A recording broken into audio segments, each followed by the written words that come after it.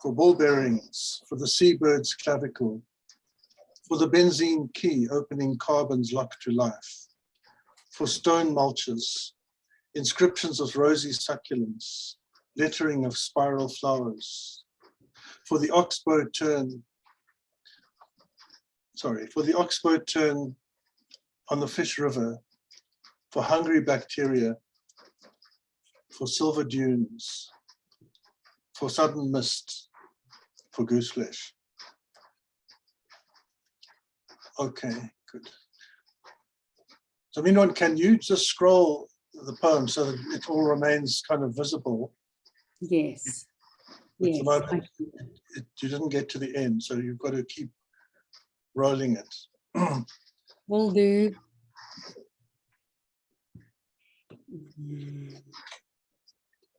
All right, so can we move to the next one? Thanks. Moment. Sorry.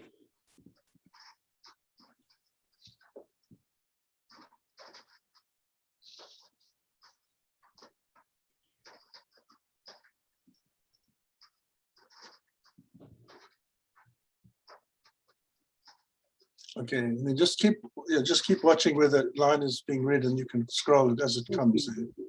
I will do. Sorry, my apology. Okay, sure. So, A Simple Love.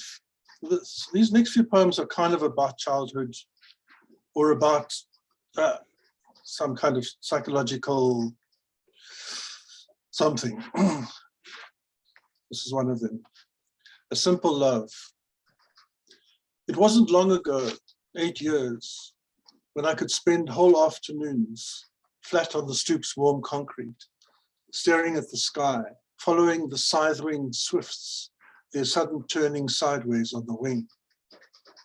Nothing interrupted me, least of all emergencies like driving a farm worker to the hospital.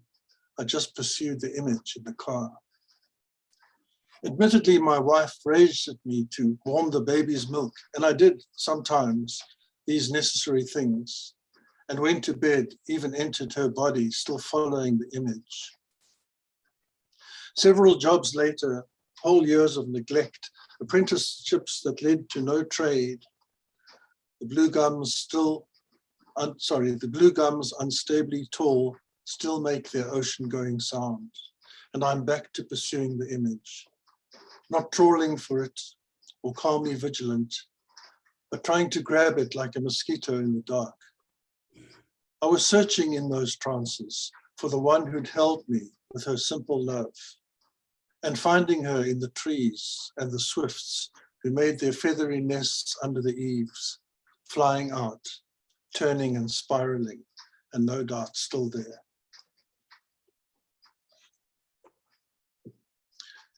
Okay, great, thanks.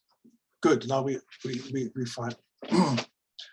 Again, a kind of psychological thing, history, childhood thing. Three sisters. You always wanted what you never had, the road said, winding down between eroded hills. No stone unturned, said the three wolf breasts, sheltering my breath. I wanted to kill myself, but didn't have the courage, the first said in a voice hedged about with fear. Keep your mind sharp, you'll need to sell it, said the second, an old chain-smoking woman. The third sat silent in the volcanic light, filtering through her kitchen. A man limped through the foyer. Son, he called my name. But I had already gone out under the pale sky onto the iron road.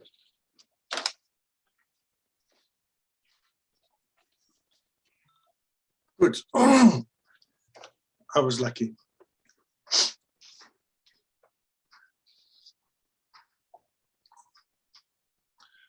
I was lucky. I went through childhood early. It was a train that went by every afternoon, a dog that howled responses to its whistle. I could sit there quietly in the garden, watch the beggar make his way towards the door. I was lucky. A pebble moved. I thought that everyone could see it as I did from the bus to town.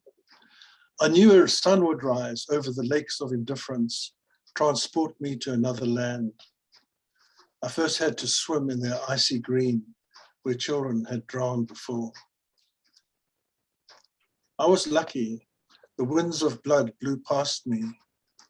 Although I saw the carrion birds as real as my playground friends, they watched me as branches of lightning wandered all over the sky. I was already sinking, certain as a stone. Okay. This is about a friend of mine who, when the poem was written, he was in a coma, which he didn't ever recover from. And this is to him while he was in that state. While he's sleeping. Driving through the village of your sleep, cat's eyes on the road signs in a darker green. Last night, the mist was thicker than ammonia.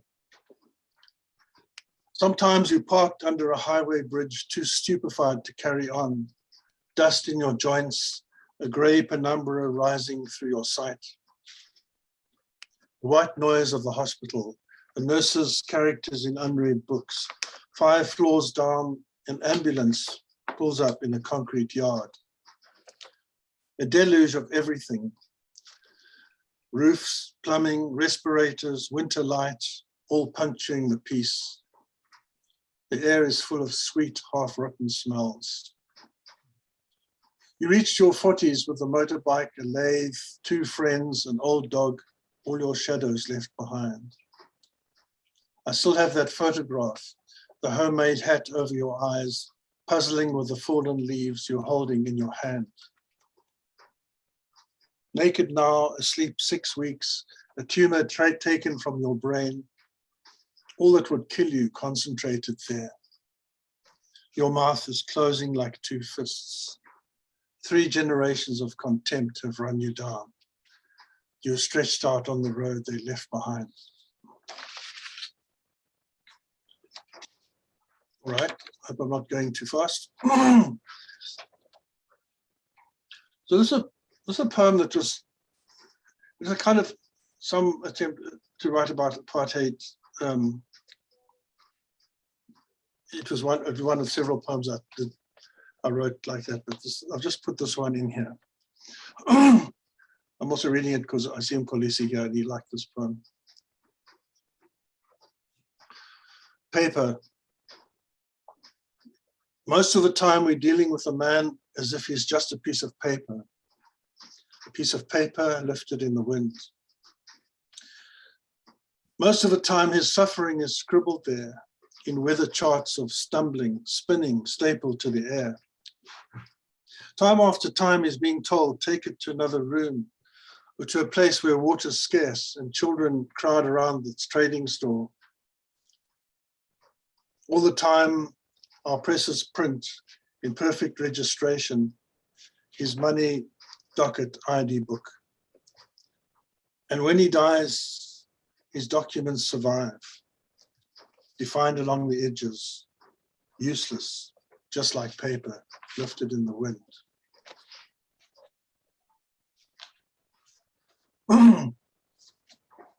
All right. This slight change of mood. It's a love poem, really, or a love poem after the event, as it were, absence.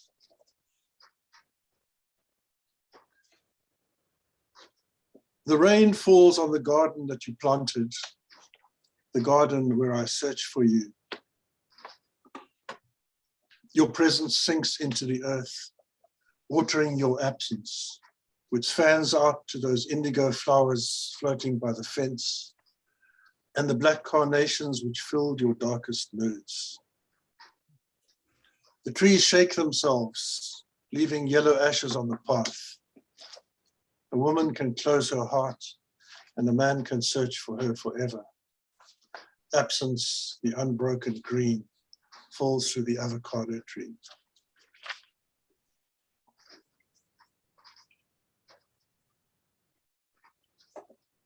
Okay.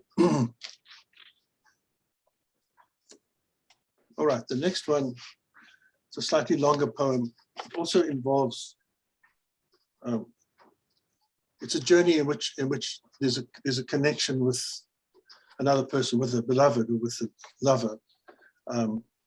And that's in italics, you'll see. It's a train journey, actually. Journey. With my last strung self, I get on the Rosping train, Algoa Express to Joburg. Wake up in Kroonstad, long weeds growing by the track, houses needing paint. This could be the 1960s, heartbeats fettered and extinguished, gardens clipped and neat, obsessiveness for the ones who kept their heads down. Thunderbale Park, people on their way to work, buckies running parallel with the train, cosmos flowers pink and white scattered with bright magenta. I was waiting in starvation, and starvation found me. If it were only you, you only, I would wait for you under the eaves to fall like rain there. My house is swept. Wheelbarrow, Wanderer Street, taxi blasted chickens stand in cages. I was born here, Florence Nightingale Hospital. It used to be a dreamy flatland of pensioners and nurses. The city filled and emptied every day, or orchestrated by the law. Okay, let's scroll it up, thanks. Across the valley, shadows of the morning sun. You climb upon me, undulating, tidal pool. A kiss comes from your womb to touch my tongue.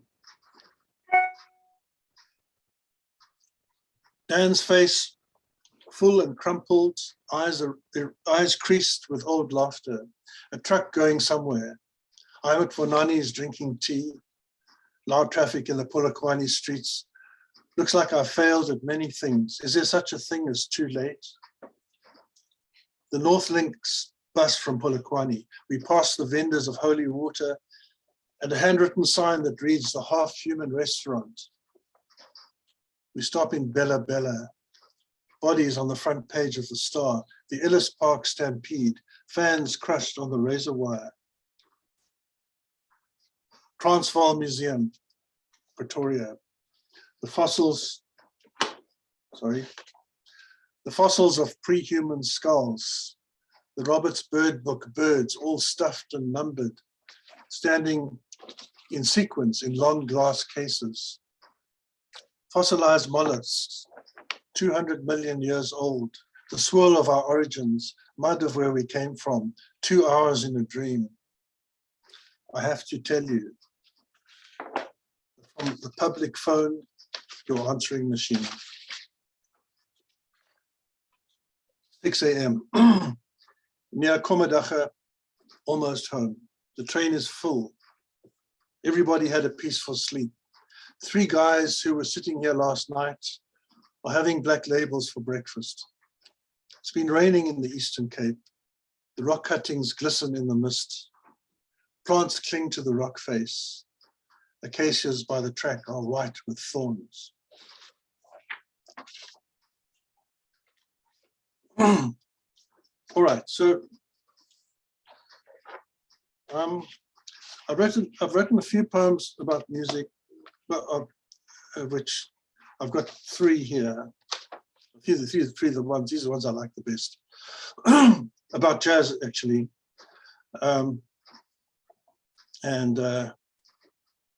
So let's go.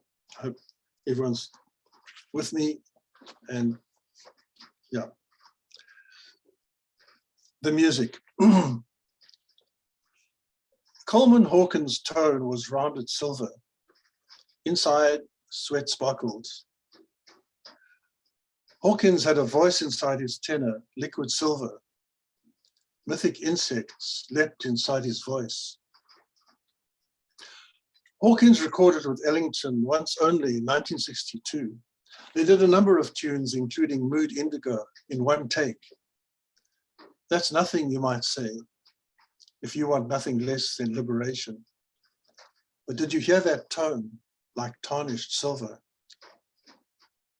Ellington was confident enough, having written the tune, and his odd punctuations on the piano seemed to say, yes, Hawk, yes, there is nobody quite like you. Hawkins, who could turn a phrase to blue-green or the shape of a knife, played from the edge of a dark dream. Ray Nance brought out his violin as the dust on the studio window ledge brightened in the sun, and played to ask why, for the unemployed machinist in the bar across the street. Music has the power to loosen obscure emotions, says Hexagram 16, along with several warnings. And the trader in Diagonal Street sells the same cheap watches, only they are quartz and digital now and really do keep time. And from Rashid Valley's record shop, the same 20-year-old sounds from the Dead Duke and the Dead Hawk ionize the air and soothe the silent crowds. All right. Some of these songs, by the way, have been put to music by my dear friend Larry Strelitz, who's blues singer in Grahamstown. This is one of them. I won't sing it, but I might sing one of the other ones. So Buddy Bolden, if anyone knows, in fact, there's just apparently a movie just out about him. He was one of the founders of jazz music. He was in a marching band. He was one of the first people to improvise in jazz. I think this was in the 1920s, before that even. And he never recorded any music. Only inkling anyone has is somebody whistled one of his songs and they recorded that. And he also ended up he was playing in a procession, in a marching procession, and he just kind of lost his mind and he never recovered it. He ended up in an insane asylum where he spent the rest of his life. The book Coming Through Slaughter by Michael Nzaki, this was his second book, tells the story of Buddy Bolden. Okay.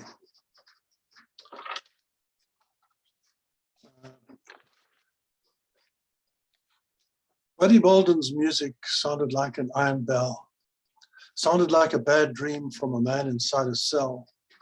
But we don't know, and he can't say. It was only in the music, that's the way the music had to stay. Only in the moment, that's the way the music had to stay. Da-da-da-da-da-da-da-da-da. Highway was his school, mist thick on the river, sunlight burning cruel. Oh, Buddy, how could you know, how could you see? It was only in the moment, that's the way the music had to be. Scroll up, please. East Virginia Highway, the night is ringing. The night is ringing. It's broken iron bell. Somebody recorded someone whistling Buddy's blues. That was just an echo. Buddy stayed in hell. Buddy Bolden, he went out of his mind, playing on his cornet on parade. Put in an asylum with his mouthpiece in his pocket, never made a record of the music that he played. But we don't know, and he can't say. It was only in the moment, that's the way the music had to stay.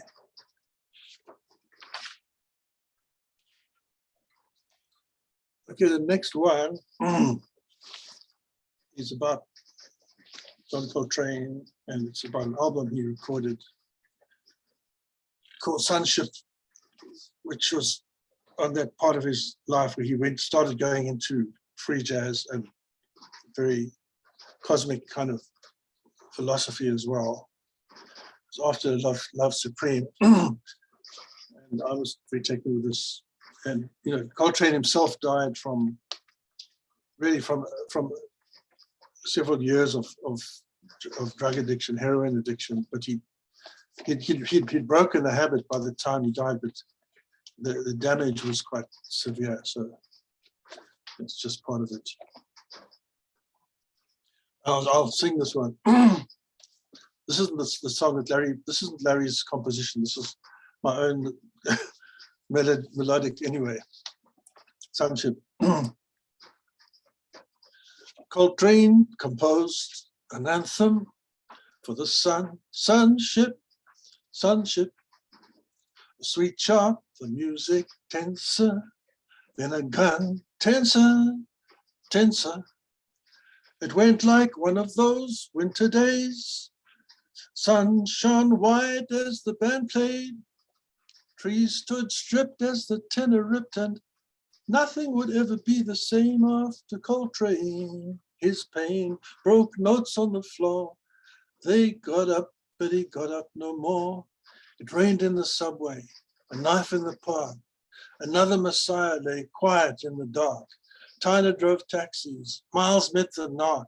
Nothing the fans did could light up the spark, which was Coltrane, which was Coltrane. Coltrane composed an anthem for the sun, sunship, sunship. Coltrane, he knew he'd have to take the trip. Sunship. Something. Larry sings it better. Thank you. All right. So I'm moving now into a couple more poems about family relationships, and then after that, after the next three poems, I'm going to move into essentially the place where I live, which is on a sort of quite a wild valley in the Eastern Cape. So more like a nature reserve than a farm. And the rest of the poems are set in that place. Okay, so visit to my mother. The pink and red impatiens in her garden look artificial, and the lawn too green, but all of Rosebank and its malls look artificial to me. I'm stranded among her fish forks and knives. The family photos have congealed inside their frames. Do you believe in evolution, she asks. That's a fact, I say. It's not a matter of belief. She doesn't like the fact that humans started off in Africa. What about the different races and the different cultures? How can they work these things out from a pile of old skulls? The Sunday Times has a black editor, hasn't it? Yes, I say. That's why it's full of sex, she says. It's always been, I say. And anyway, those stories come from British newspapers. It's even worse these days, she said. That's all they're interested in, sex and thieving. Her racism is savage as ever. I've come to see her because she's been ill, in intensive care. She could have died. They all pinched, she says. Last month, they pinched a car from the parking garage. Pinch, that's the word she uses. She seems quite healthy now, except she has a pinched nerve in her spine. She has to use a wheelchair or a walking frame. Do you believe in reincarnation, she asks. She's 86. I believe in everything I say. Well, I don't, she says. I've been so weary recently, so old, so tired. I do believe in God, though. I don't know why, because I'm cynical. Do you? Believe in God? Sure. Believe in God? Sure. But I prefer the Tao, less anthropomorphic. Less what? The TV is on much too loud. I have no talent, she says. I've never had a talent. You've always been bright, and you're still alert, I say. Surely you have some redeeming qualities. A sense of humor, she says. It's helped me stay around this long, and I like having happy people around me. Machi, her live-in nurse, seems happy, and she doesn't pinch. My mother's hair is getting thin. God, I think I'm almost 60. My hair is white too, and most of it is gone. I think 59 years ago, I was in this woman's womb. You can't stop worrying about your children, she says. That's the way she says it, children. Well, I'll be gone soon to the next world and none of you will miss me. I kiss her on the head, goodbye.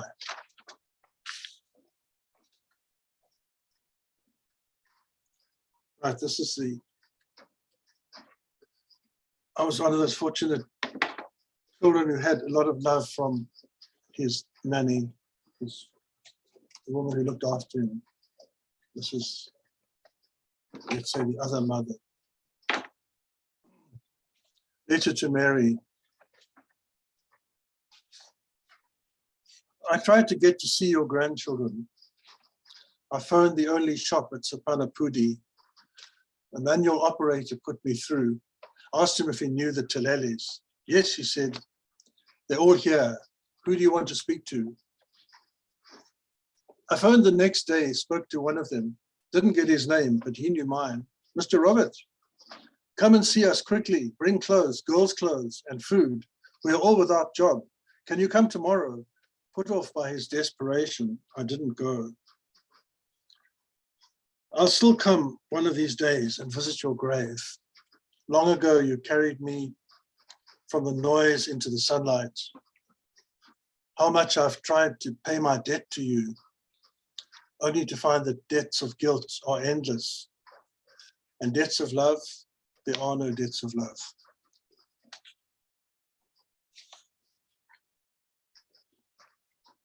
Okay. The return. This is about the gods, really, or the spirits, I don't know. The gods return, and we hear them unpacking on the stairs. The ones who came from the gate of crocodiles, the ones who caused the unpredictable weather, the guardians of the door frame, tuned to the night insects, cracked as the tree of memory. The wind returns. The Moya of Steve Biko returns.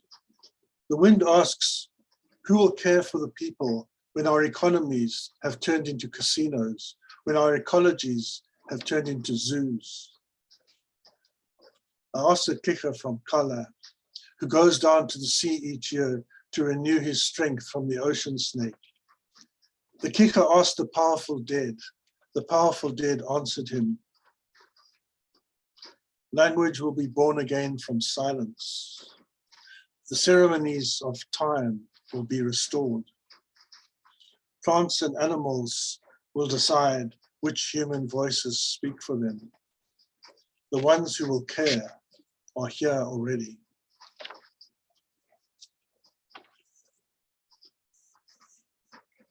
All right. So after all of that, we are back in the Eastern Cape. We are in the Eastern Cape. The water running. The water running in the gullies, the hoopoe bobbing, flying off abruptly. The sky full of leftover rain. Nakwakwa weeding bent straight at the waist.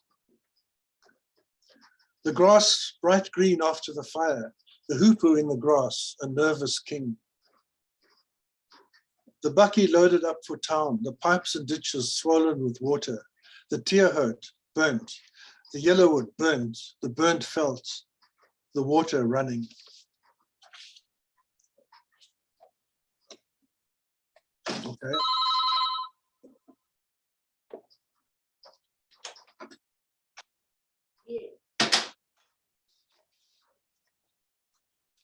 I just want to hear, sorry. I'll phone you back now. Okay, sorry about that. Next poem called The Month of May. And now can you just scroll it up? Thanks. The short poem. Larry's also got a beautiful song to this. May is the month for me. By then the summer has burnt itself out. Winter has begun to bite. The days are still long. The stillness and weight of the air, deep as lagoon water layered with color. And I can practice being an old man, watching the sun go down, sitting in a field of child time, haystacks of time to play in.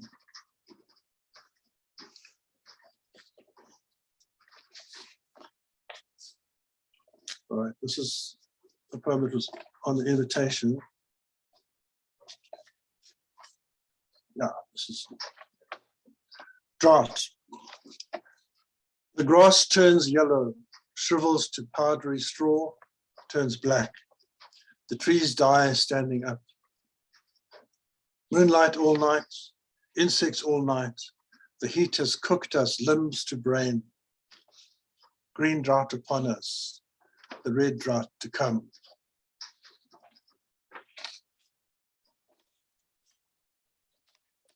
Right, two more poems. Farm notes. A crowned hornbill with the look of a hanging judge drops down on a snail, crushes it on a stone, throws it back into its gullet. The liquid ambers, vertical as door frames, tangle their roots with other trees. The mvumvu tree fell ill. Its leaves became hard, grew into the wrong shapes. The sludge of caterpillars in its armpits, gone. It had to be sawed down. We burnt it through 3 winters.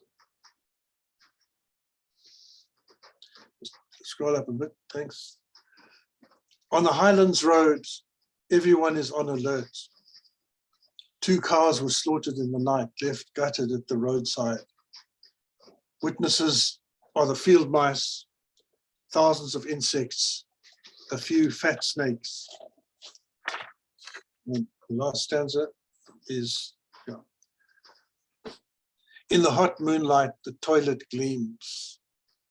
I walk barefoot through the house, weary of puff adders. Find a toad relaxing, stretched out in the dog's water bowl.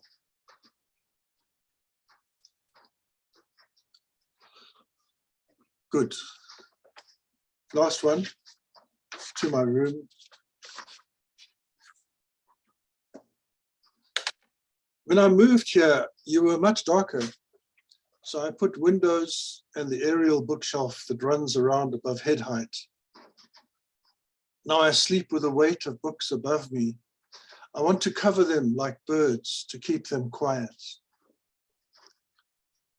I've slept 3,000 nights in your arms. You have absorbed my snoring and my dreams. Your walls have seen dogs, spiders, frogs, snakes too, and once a porcupine ambled through.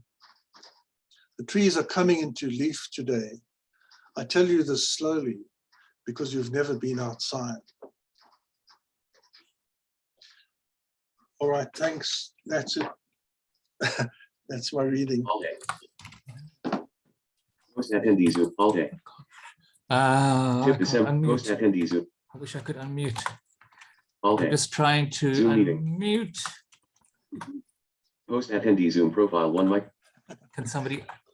all day. Sorry, Zoom I'm just meeting. trying to. System has submenu.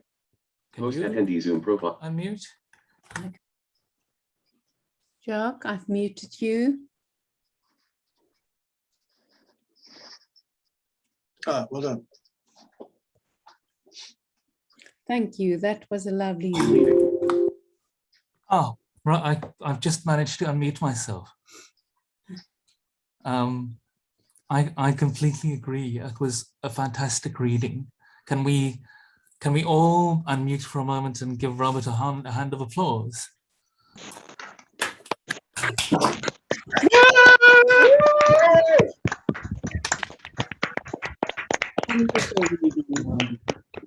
Robert. Thank you for staying with us through all the technical hitches. Thank you, Robert, for being patient. Thank you, Mignon, for standing in. Thank you, Nondwe, for getting us started. Thank you. Is there anyone who would like to ask a question? can we go into just a short time of asking questions and see where it goes? If you want to put up your hands, I will identify you and introduce you. So I have a question about how is there a moment when you know a poem is finished? I suppose what I notice is some poems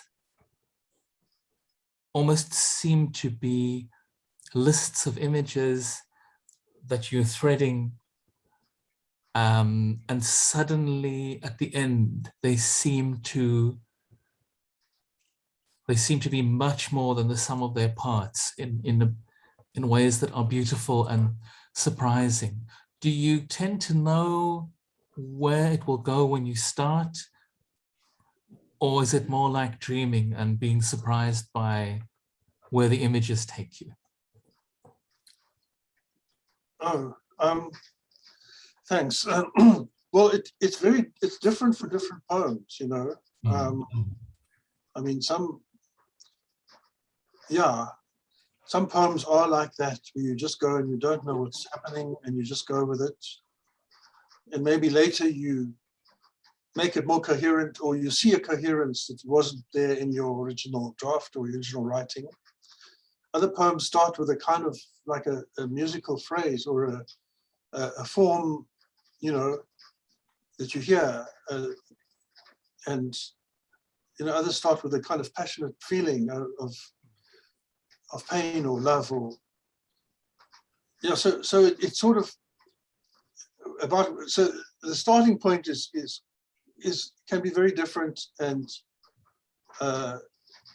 you might not even recognize what the poem's about, in fact. But I believe in sort of going back to poems, but also leaving them alone and basically asking. I mean, this is well, I've also been teaching creative writing, so I've had to kind of think about these things. People ask me that question about their own work, but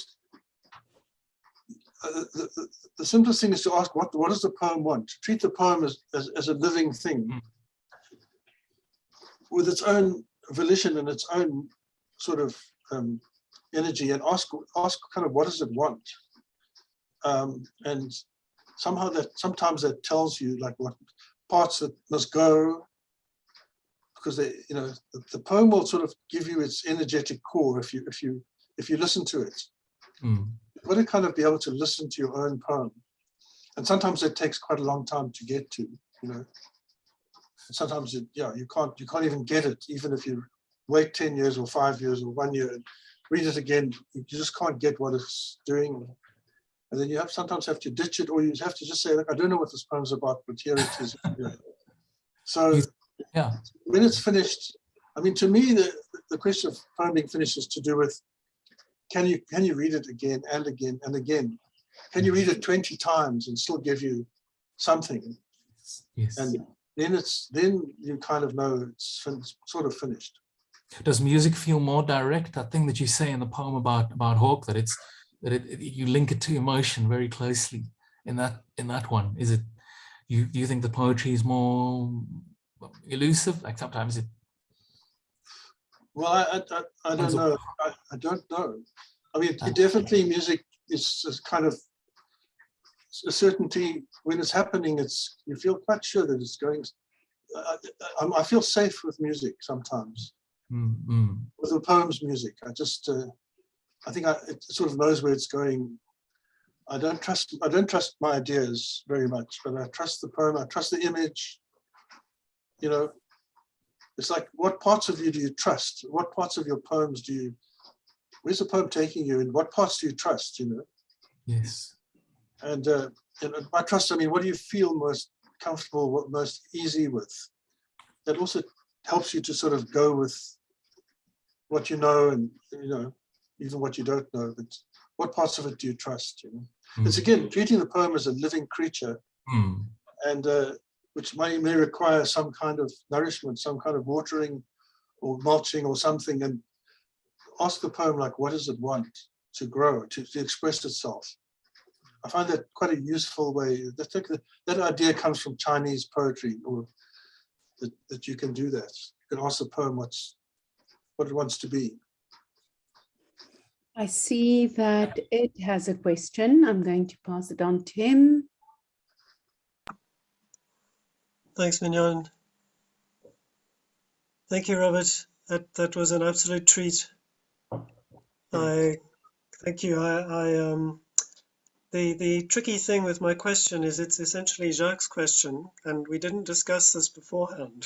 So, yeah, I was also wondering to what extent you know, or when you know, when the poem is finished. The imagery is very pared down, very powerful. I'm in awe of your work. Yeah.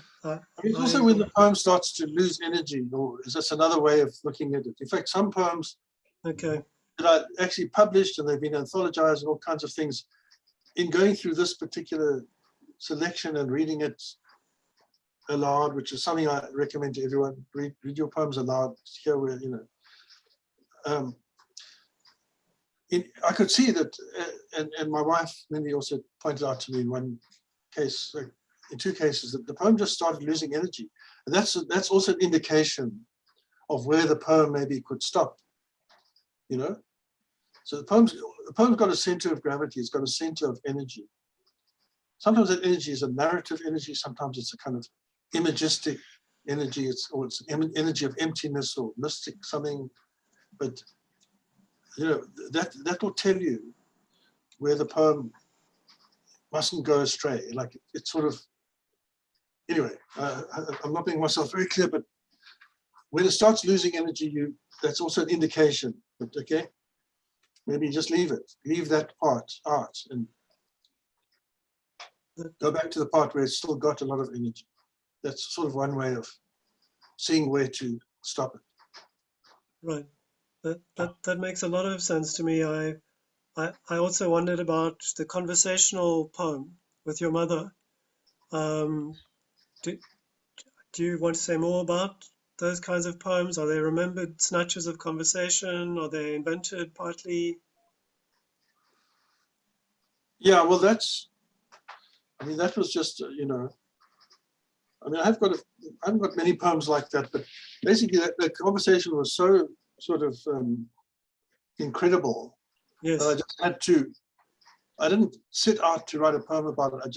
It kept going through my mind, and I just thought I must write this down. This is a whole lot of things happened here, you know. Yes. So I just had to write it down like that. I mean, I did reorganize it a little bit, but essentially it was just what was said. Okay. It's very much alive.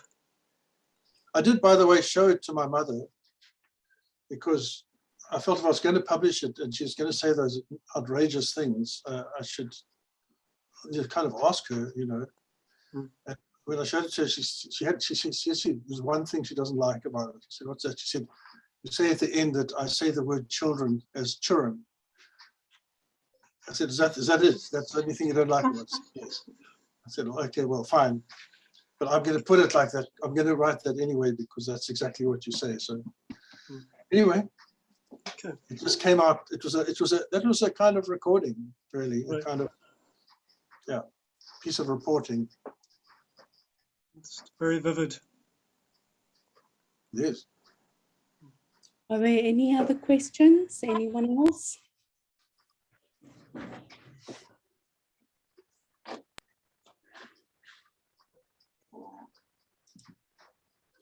So just checking, no one else putting up a hand. Robert, thank you so much. That was a wonderful reading. I really enjoyed it, and I think that that would be true for everyone else. We're going to have a quick break now. Shall we say approximately 5 minutes? Jacques, can you just confirm 5 minutes break? 5 minutes is right. And then we'll go on to the open mic section. And during the open mic section, you can either post in the chat room for me to call your name or put up your hand to read a poem, and I will call people individually. Thank you very much, Robert. That was a fantastic reading. We really enjoyed it. Well, Where can thank we you. find the music? Thanks for inviting me, and thanks for everybody for being here. It just galvanizes, I'll just put my hand up. galvanizes the writer to have an audience like going, wow, listening, fantastic. Sorry, Edward. Really excellent. And if you see, you've got lots of hands clapping from different individuals. Where can we find the music? Well, there isn't a new book yet. There's just the last book was All the Days from 2008, I think. But there are 2 new books kind of brewing that Right. I'll let you all know all about it. Don't be shy. Love to hear Larry's thumbs. Well, love to hear Larry's settings of your poems. Yeah, they're nice. So we'll make a plan. Good. All right. Thanks. Thank you. Okay, so it's 20:31 now, and we will reconvene at about 20:35 for the open mic session. That's great. Thanks, everyone. Cheers.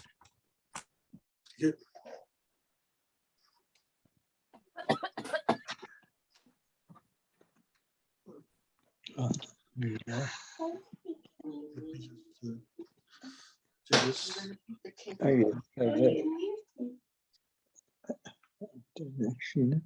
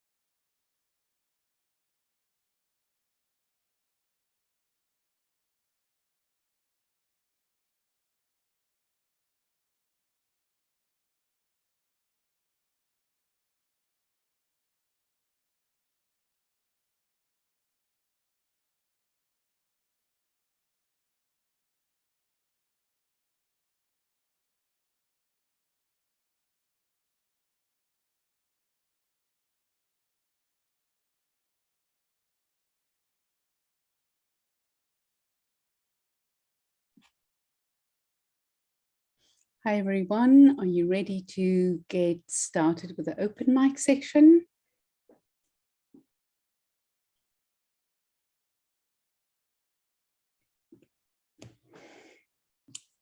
It seems like we are, so I'm going to give Charles the first opportunity to read a poem, followed by Jacques and then by Sarah. Hello, this is Charles. Sorry, I Charles, had trouble unmuting myself. Um, so I'm going to read a poem called Kinosphere. This is actually a ballet term. I'd never heard it before, but I listened to a piece of music by a composer, and she explained that the kinosphere is the area around the dancer, and is sort of quite a sacred thing for ballerinas and ballet dancers. But many dancers, folk dancers, etc., have this idea of a space around a sacred space around the dancer. So this is my take on that kind of sphere. Pirouetting in the still moment, discovering that space, the ruffled air, the pointed toes, the moment within the circle, the movement within the circle, understanding the silence of the surround, the stark tremor of muscles, exacting the movement within the gravity of a moment, in the eternity of the universe, the stars trembling into sight, the air ravishing as the body spins triumphantly into the articulate dance of the universe. Thanks. thanks Charles. The next is Jacques, followed by Sarah, followed by Crystal. Okay, so I've got a poem about a musician as well. Can you see me as well as hear me? Yes. Good. So this is a poem about John Martin.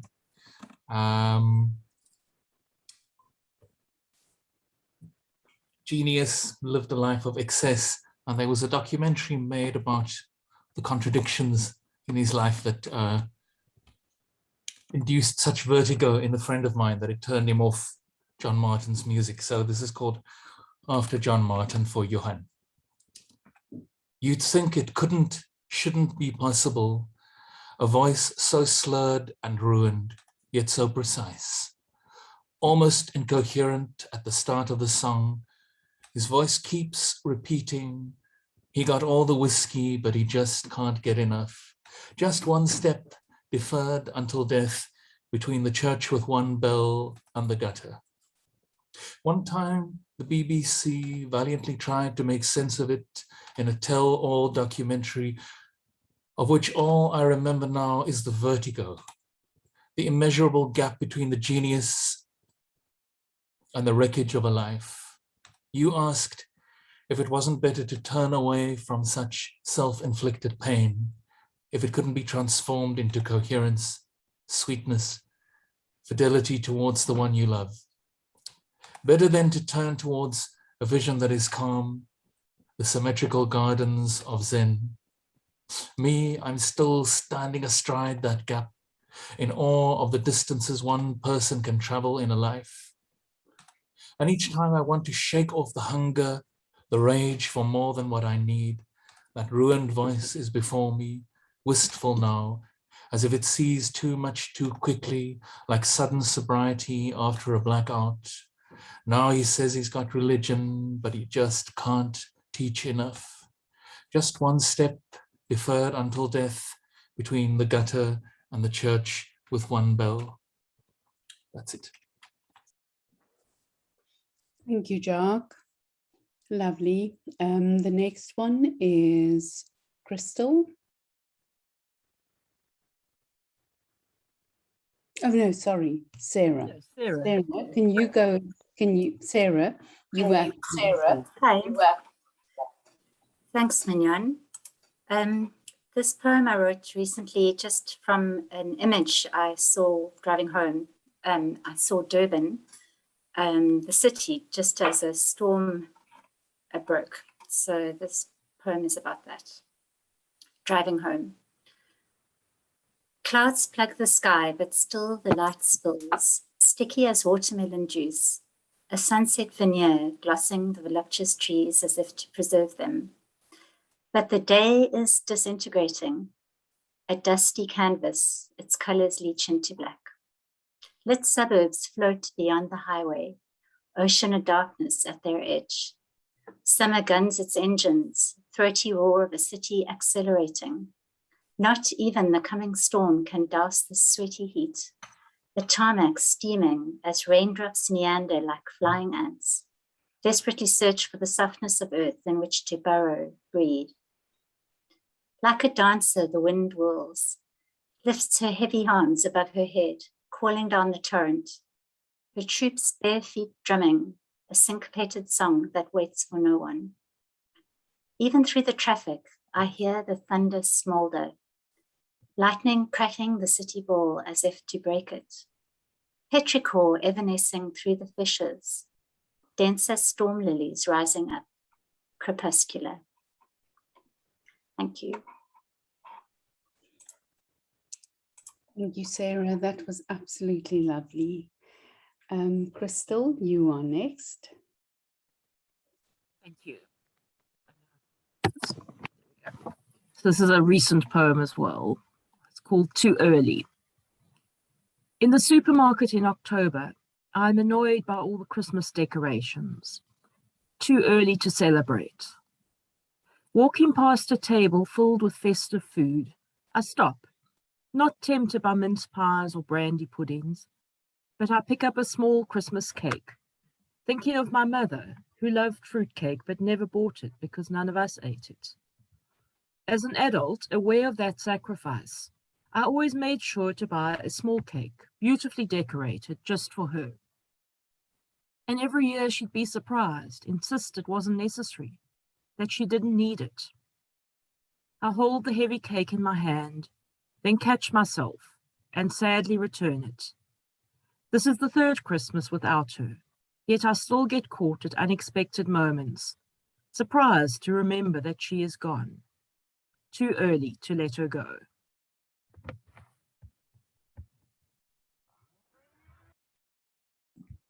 Thank you, Crystal. That's beautiful.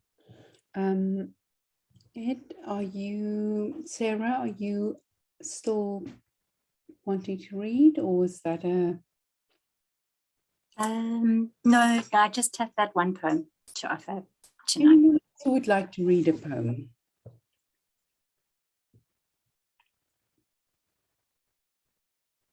Ed, would you like to go? So Thank you. the next one is Ed, and after Ed is Jacques. Robert, we often have 2 rounds in the open mic, and we try also to bring in the work of other writers. So this is, a happy accident. I found a poem by Colleen called Missing Horses. So here it is. My father's hands were big and tanned, the backs covered in dark hair.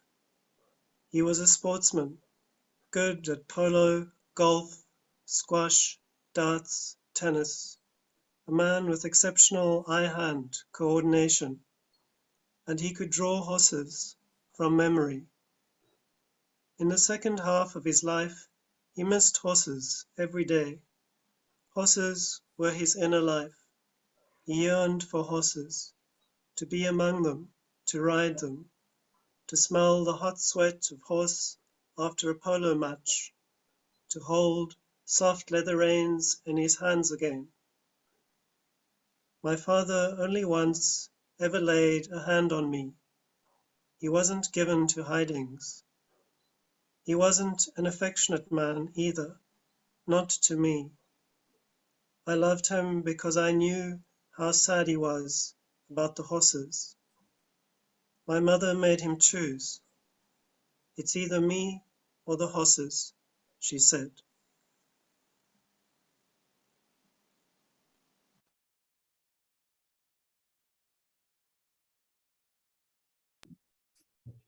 Next poet is Jacques. Okay. Actually, it's Barbara this time. Closer. Yes. Thanks, Mignon. This is called Entanglement. It's about my father who's floating around me so much at the moment. Entanglement.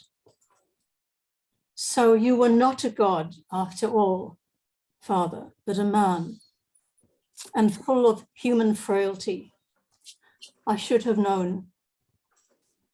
And those tangles of fishing line that I worked so patiently, unraveling the bird's nest intricacies of unskilled casts, those knots still bind my heart. Twisted and complex convolutions that yet entangle my life with yours. Despite the years, despite your death, despite my protestations, so that I struggle and thrash about like a hooked fish, wounded by desire and hunger for some such something only glimpsed, haunted by a God I cannot name. For all he reels me in to the new terror of air and shore, reels me in inexorably till I lie played out, a hooked fish, gaffed and netted at last. My rainbows gleaming yet from within, alive with salt water dreaming, beached on solid ground. Thank you. Wow, thank you, Barbara. That is lovely. Anyone else who would like to read a poem?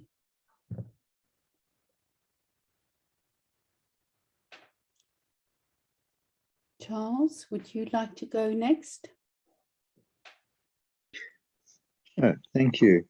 Oh, sorry, Robert. I meant to say that was like always one absolutely wonderful reading, and well done. Thanks. This one's called Builder's Melody.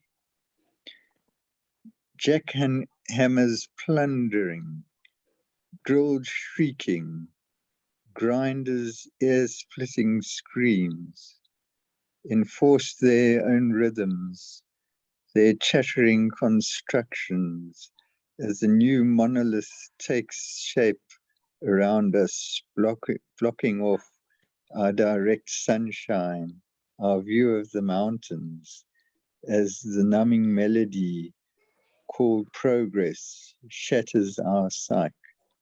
Thanks.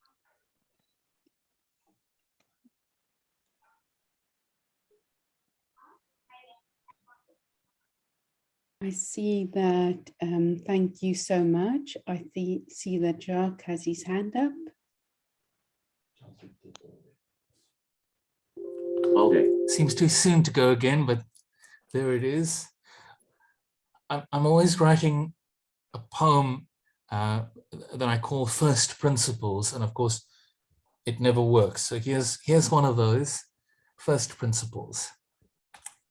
Tired of strife, I said we should relearn tenderness, just to smile at the world without disapproval. You spoke of sudden thunder that illuminates, a blasted tree in its wake, of the slow fires under the earth, the gems that grow out of chaos. I said we were raw and hurting, that love should be a gentle thing. You said, for words of love to be kind, they first had to be true, like fire, like the sun that rises reliably, implacably, whether you want it to or not. That's it. Oh, thank you, Jacques.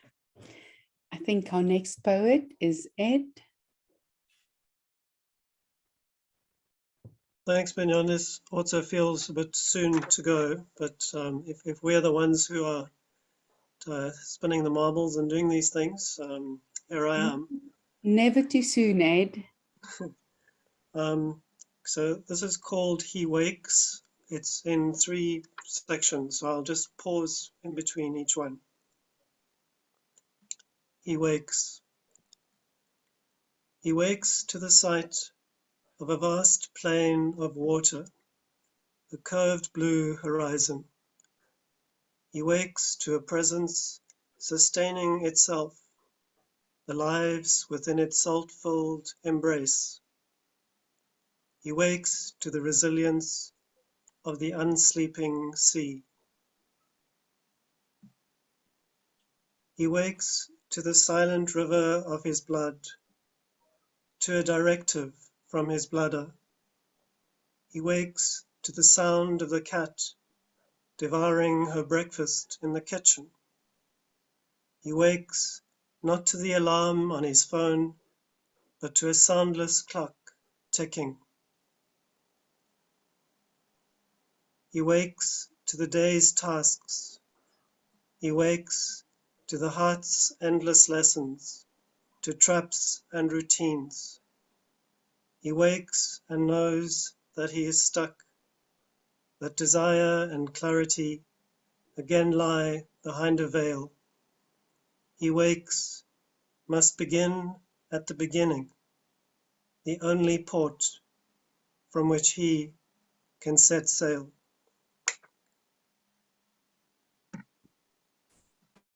Wow, thank you, Ed. That was lovely. Is there anyone else who would like to read? Larry, would you like to go next?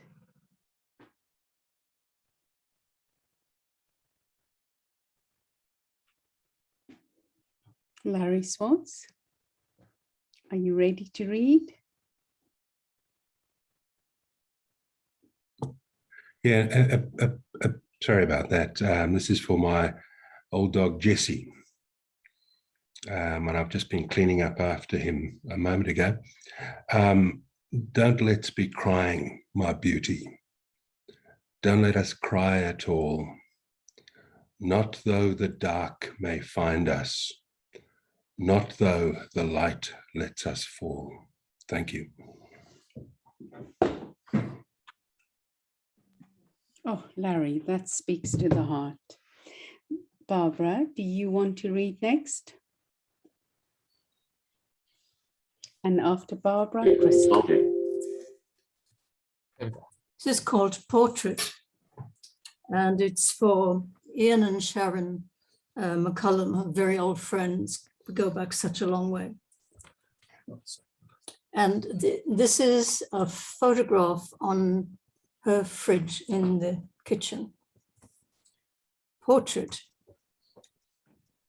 It is the angle of the head that arrests us, the slight turning, so subtle you might miss it, and something about the inclination of the neck at once familiar and yet strange, and the barest suggestion of a self-imposed steadiness, a quality of alert anticipation, which evokes our curiosity. The seated figure looks small, dwarfed by what stands behind. The chair, incongruous in this setting. So too the tea mug resting on the wooden arm. The hands that hold the work are raised, slightly towards the face. The fingers caught, motionless in their deft slip and flick action down the knitted row. The backdrop, a tall tangle of wilderness, is puzzling, as is the shadowy presence which incredulity instantly deletes. There is a marvelous serenity about the scene, a peace that comes when one so fills a space with beingness that no harm can intrude. A moment of utter stillness, simple and profound. But who is it rakes this cloud of dust, this red earth aura that fills the clearing with, yes, holy light? Who is it demonstrates his territorial claim and then magnanimously permits the impudent intrusion? Witness, if you will, this authentic participation, woman and elephant in poetic conversation. And this was Sharon sitting in a tree, in a chair, and Ian suddenly realized there was an elephant coming into the clearing. And he said, "Don't move, I'm going to get my camera." So he rushed off and got his camera and came back and took this picture. And we said, but Ian, you know, and Sharon, weren't you terrified?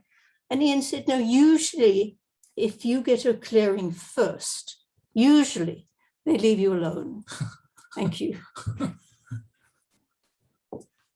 Thank you so much, Barbara. That was amazing. I've got Crystal next.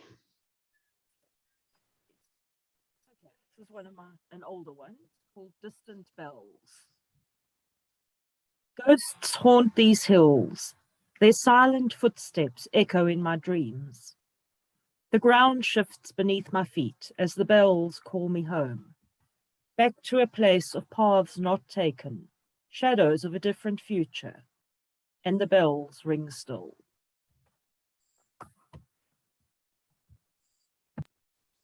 Thank you, Crystal. Wow. Anyone else who would like to read? Larry, have you got another one? Okay. Can you hear me? Or Yes, we can hear you. the Zen hermit poet Ryokan wrote, I've stolen from him. I've called this after Ryokan. I've stolen his thief and his moon from a haiku. The thief who left the moon behind when he stole away from you, thought he might catch a glimpse of it inside the morning dew. Thanks. That is beautiful. Wow. Anyone else who would like to read?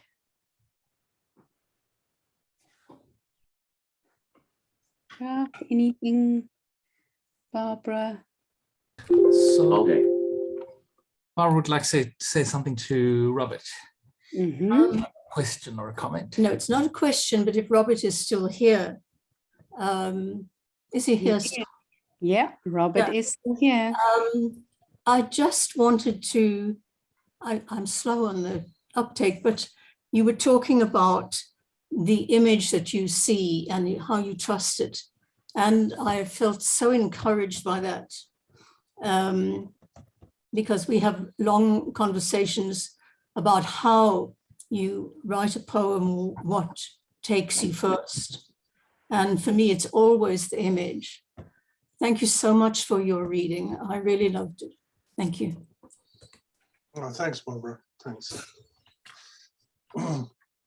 Robert, thank you very much. That was absolutely wonderful. Thank you. Can I ask if there's anyone else who would like to read a poem tonight in the open mic section? I'd like to read one short one, very short one at the very end. Okay. But I'd be delighted if someone else read something first. I don't see anyone else, but Jacques, I think if you could conclude the meeting by reading something, that would be good. So it's been an incredible year, and I want to say thank you to everyone who's supported us at the Red Wheelbarrow. Thank you, Robert, again for reading. I feel really excited, sort of lifted up at the end of it. So I think it would be only right and fitting to end by reading the poem that gave the wheelbarrow its name. Okay. That sounds appropriate. So here's William Carlos Williams. So much depends upon a red wheelbarrow glazed with rainwater beside the white chickens. I've had wonderful times unpacking it with eager students who wanted to read Marx and Freud and Christianity and all sorts of things into it, and sort of almost unbelieving that it could just be about the image itself. So thank you for being friends of poetry. We are starting off again on the 13th of January. It might be a little early to say, but it looks as though we might be featuring a group of poets who've been published by Mojaji on the 13th of January. As I say, we're still in negotiation about that. We'll see how it goes. So please watch the space and we will send you emails within the next few days. So thank you very much. Have yourself a wonderful silly season. Thank you, Mignon. And thank you, Mignon, for bringing us through tonight. I would like to just add a thank you to Ed, Melissa, Nondwe, and Jacques for putting together the Red Wheelbarrow this year and for a wonderful program. Hey. Thank you, Mignon. Thanks. Bye, guys. Hey, thank you, Robert. Thanks. Good night. Good work.